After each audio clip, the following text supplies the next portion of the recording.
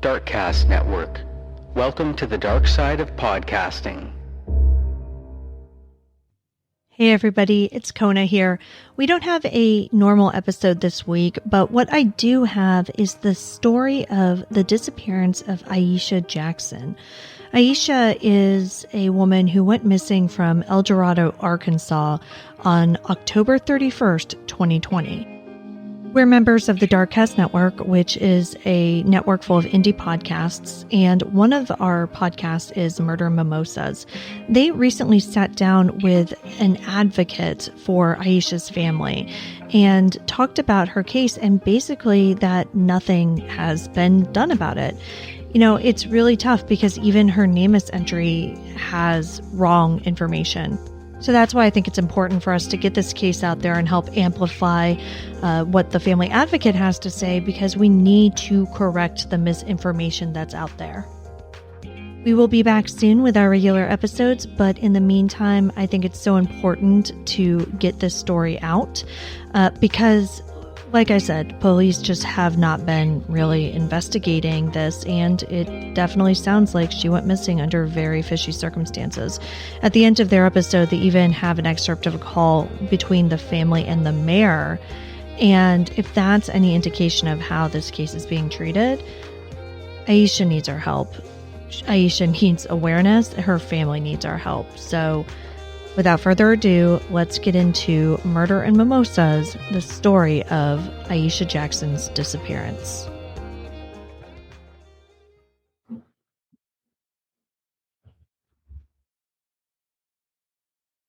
Welcome to Murder and Mimosas. Just a quick disclaimer before we get started. Our show is Murder and Mimosas. It's a true crime podcast. This means that we do discuss crimes, including but not limited to disappearances, murder, and sexual assaults. All our episodes are told with the respect of the victims and the victims' families in mind. We strive to ensure that we provide factual information, but some information is more verifiable than others. With that, grab your mimosas and let's dive in. Welcome back to Murder and Mimosas. I'm Danica. And I'm Shannon. We are going to be talking about the case of Ieshia Jackson. We were able to sit down with an advocate for Ieshia's family who was willing to speak with us.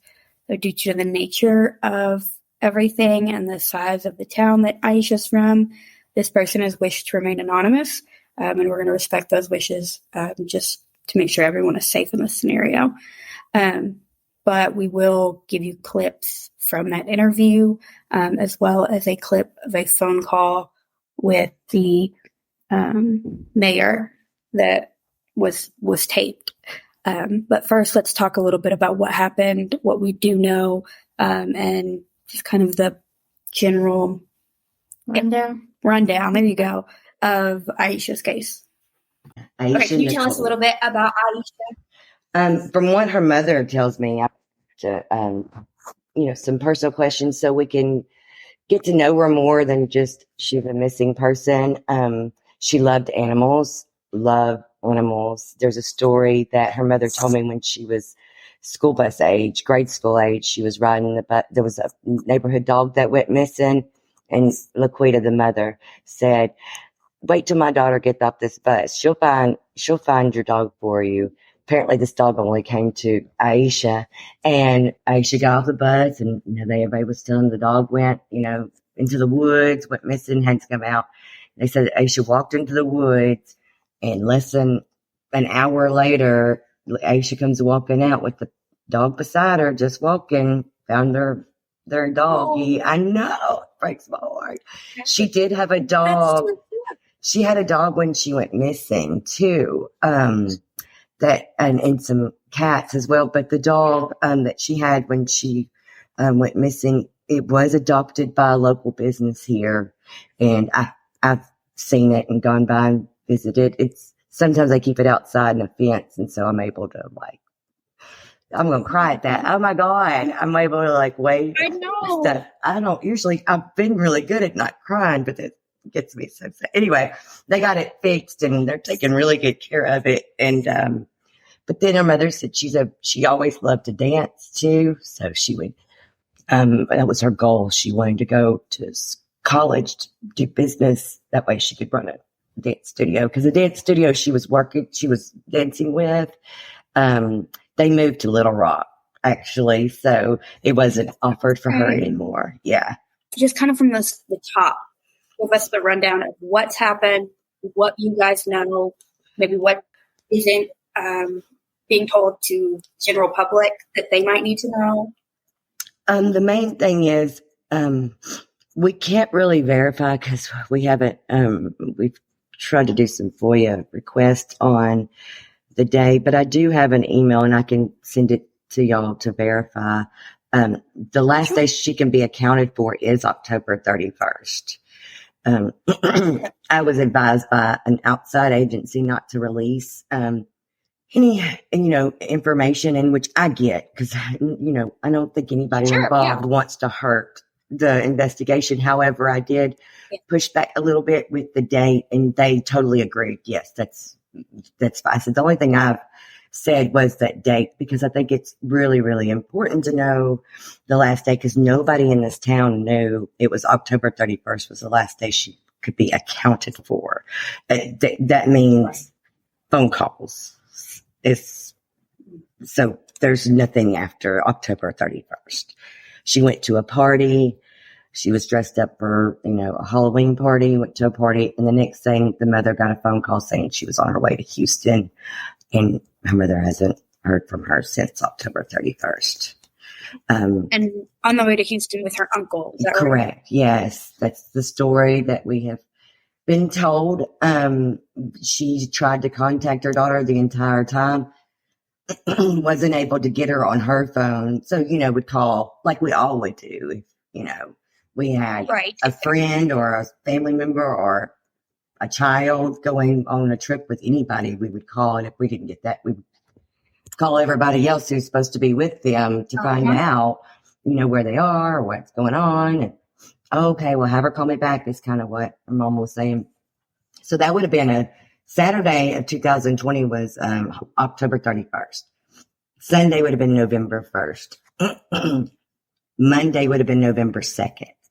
So that night, November 1st, on a Sunday, the mom had talked to the uncle. This is from the mother. She said that he told her he already dropped her off at home. Laquita can't drive. The mother cannot drive.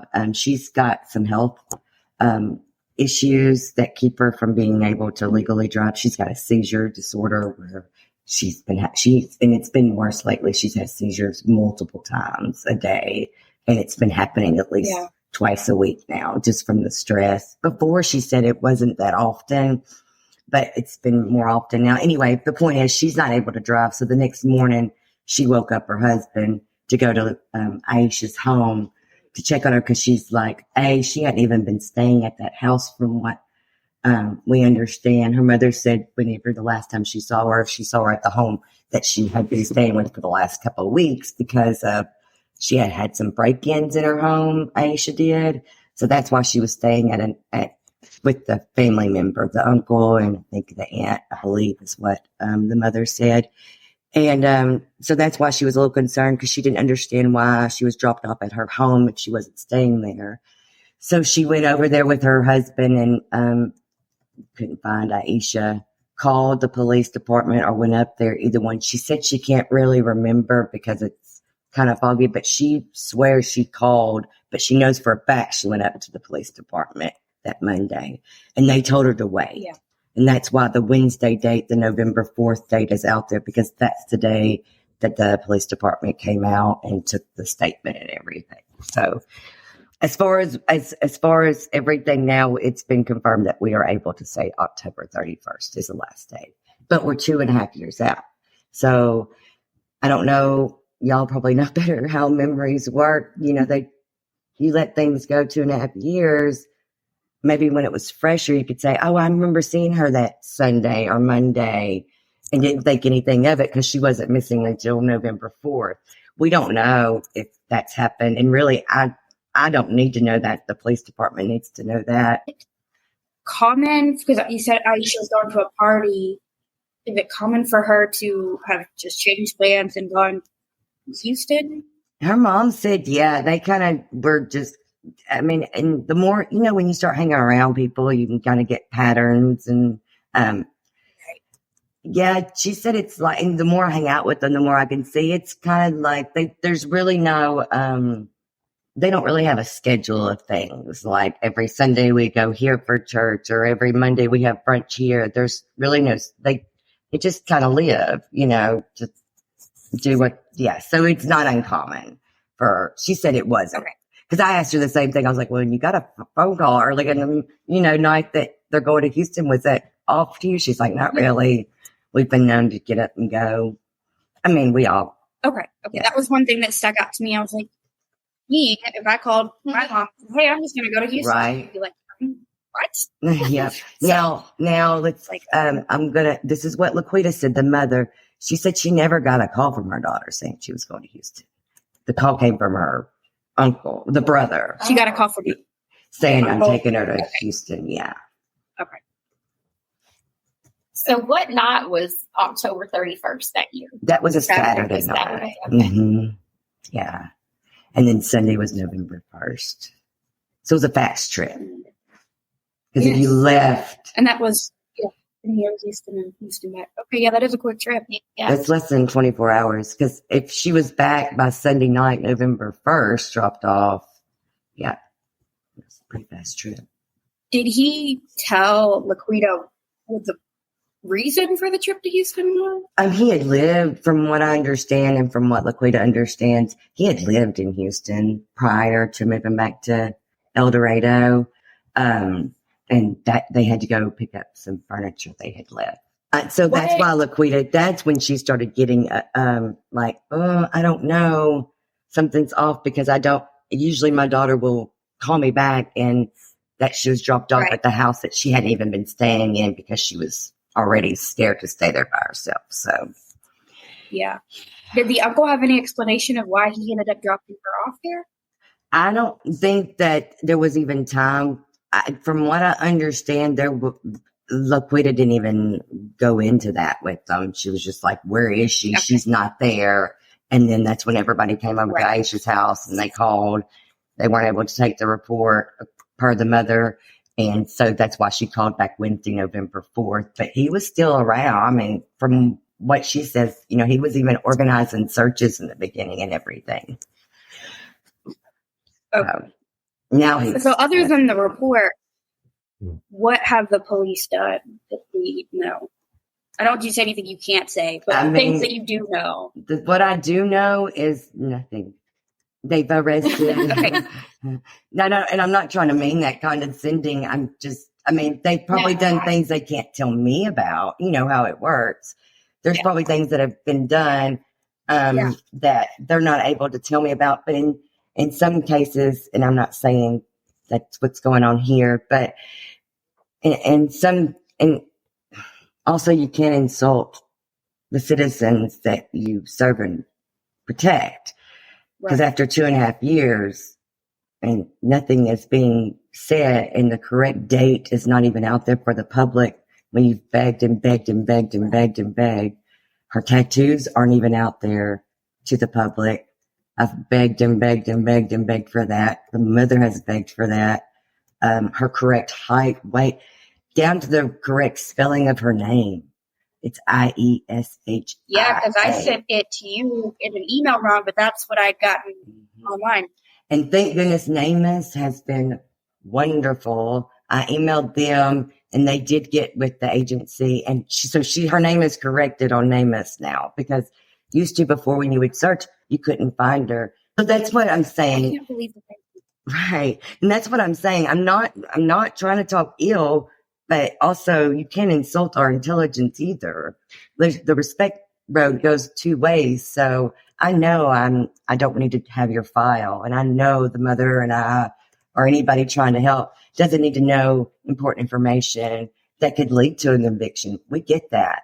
All we're asking for is to please just correct the information as far as, yes, her characteristics. So that's going to help if someone saw her. And that's all we're trying to do is bring awareness to it. That's all I can do. I'm not an investigator.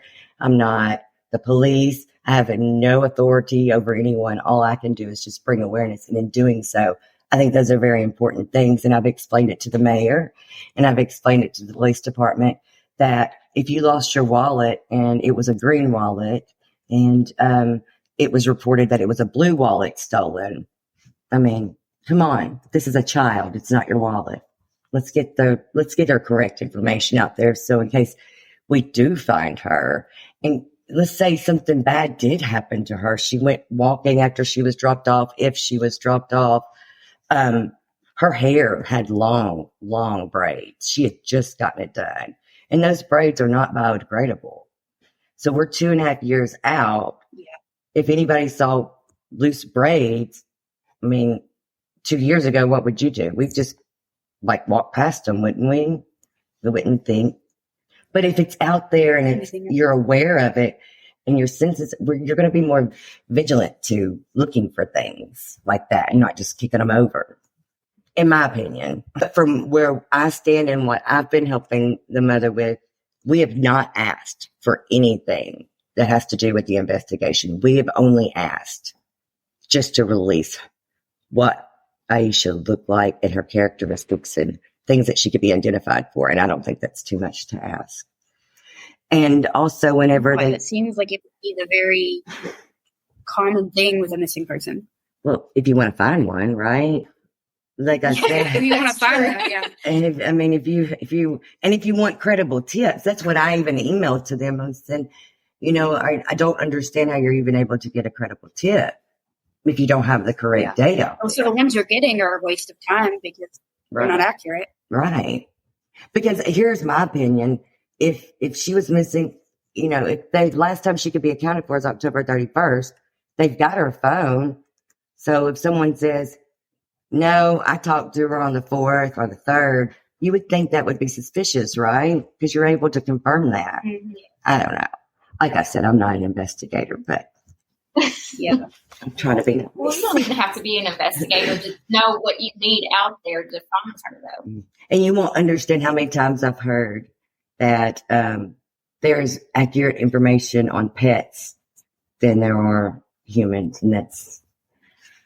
Oh wow. Yeah. When I was talking to we've been doing the every door direct mailing. We've been mailing postcards out of the tattoos, trying to get just the characteristics out there to the public. Even I've spoke with them and asked them to, I've even reached out to see if they could maybe implement a sample of a missing flyer on there because they have, for lawn and attorneys and that kind of stuff. And when they called me back, when we're doing another mail out here, May 11th, when they called me back about that, they were asking how it helped. And I said, it helped hugely. So I hope one day we'll be able to see that out there. And as y'all know, there's not many people like y'all that are able to get the word out too. So a lot of missing people are left up to the families and to do. And so they're grieving, not sleeping. They have other children too they have to take care of. And that's what people don't understand. Her little brother was 15 when she went missing. The mother has health problems. She's not able to drive. She's got another kid to take care of. What are her options? I mean, she needs help. And that's what we should be doing. Is there any type of, I know different for everybody, is there any type of Facebook page or anything set up like that for Ieshia? There's a Bring Ieshia homepage that her family, I think one of her aunts has out there. I haven't seen very much information on there. There's another page called Missing and, I'm sorry, I'm looking over here to see what it's called. Missing and Unidentified in Union County, Arkansas. Yeah. Okay. Yeah. That one has been having a lot more information on tattoos. There's the tattoos are on there. There's a rally on there to email local officials. And also you were talking about, I'm sorry, I'm so rambly, but there's another thing that I wanted to address. Whenever I started handing out flyers and going to the community, a lot of people I heard thought it was solved because they made 2 arrests 6 weeks after she was reported missing of 2 men. One of them was a boy she had dated for not long at all. When I say not long, it was under 2 months from what the mother says. She had just broken up with a long-term relationship. So she had like a couple months before she went missing that she was single, and she was, dating around. I'm sure I would be at 22, but, I know. But there was one guy that she was dating with, and they arrested him for capital murder and no body. And then the other gentleman, it was, apparently he was trying to get the like $8,000 from them if they extortion, if they told her. Oh my gosh. Yeah. But those charges have been dropped. So they didn't have anything. And I wish that would be more clear and it would have come out. The press conference that was in February 2021 that came out because they were released from jail. That's when they announced the $3,000 Crime Stopper reward. So it's kind of overshadowed that because there was a reward now out there. But I think that other part is just as important too, that these men were released and they did not have anything to do with it. But when you arrest someone on capital murder, I know y'all are probably like most people, like we are, you trust that the police wouldn't just do that unless they had some information, right? Well, there's not the case here. Because, we're going on 2.5 years now, and they're clean. They're clear. So okay, yeah, that's good information to know. Okay, so that was our interview with the advocate of Ieshia's family. We did do a little digging ourselves, and we will recap some of the information. So what we do know is that October 31st of 2020 is when Ieshia can last be accounted for, and she had originally planned to go to a Halloween party and ended up instead going to Houston with her uncle, who had recently moved from Houston, which is William Earl Parker Jr. is her uncle's name. And they came back the 1st of November that evening, and he dropped her off at her home, though according to her mother, that is not where she'd been staying due to some break-ins, though we could not find any police reports to support the break-ins. She may not have reported them. They may have happened, and she may have been too scared to say anything, just decided to stay with family.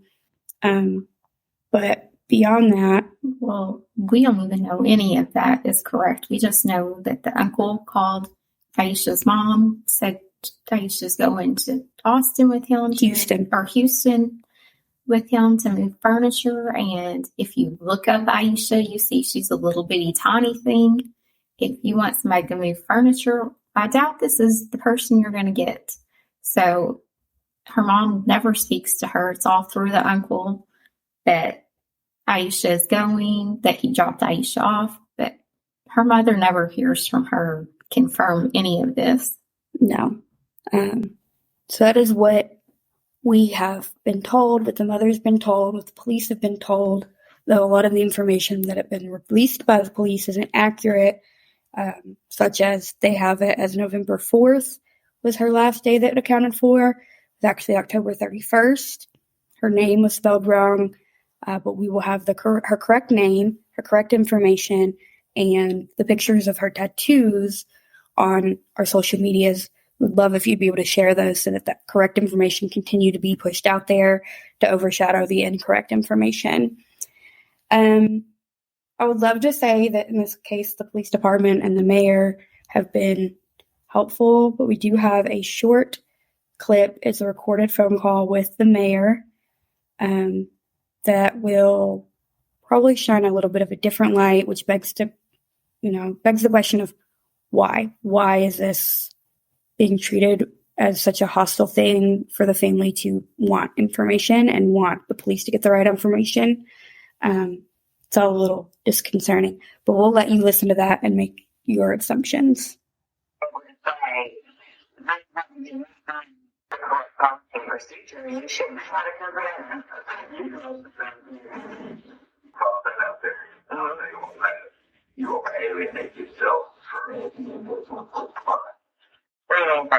Right after they had that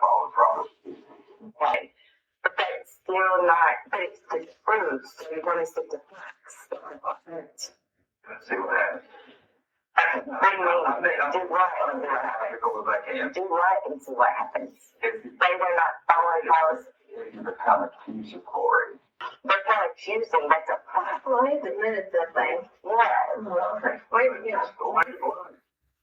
It's absolutely ridiculous to the young woman.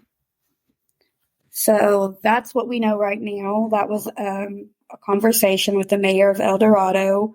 El Dorado. El Dorado, I know I always say it wrong, sorry. Paul Choate. It just seems weird to me. I feel like as a mayor, I would want to know that the police are not doing this, following policy and procedure and doing something about it. But that's not the case here. He very much kind of gives a veiled threat of, you won't get any cooperation from the police if you're being honest and say that they didn't follow policies and procedures. It's a very uncomfortable phone call to listen to. It's very threatening in my opinion. Yeah. So all of that to say, if you have information about Ieshia Jackson, about her whereabouts, about what may have happened, please contact the El Dorado Police Department. There is a Facebook page we will link as well that has more information about Ieshia. We will post the information that was provided to us by the advocate of her family that has all the correct information. But let's do what we can to help bring Ieshia home. I think her family deserves that justice. I agree. And they need all the support they can get because they haven't had a lot so far. Yeah. All right. We always recommend more bubbly and less OJ. Cheers! If you'd like to see pictures from today's episode, you can find us at murder.mimosas on Instagram. You can also find us at murder.mimosas on TikTok, Twitter, and if you have a case you would like us to do, you can send that to murder.mimosas@gmail.com. And lastly, we are on Facebook at Murder and Mimosas Podcast, where you can interact with us there. We love any type of feedback you can give us, so please rate and review us on Spotify, iTunes, or wherever you listen to your podcasts. Thank you.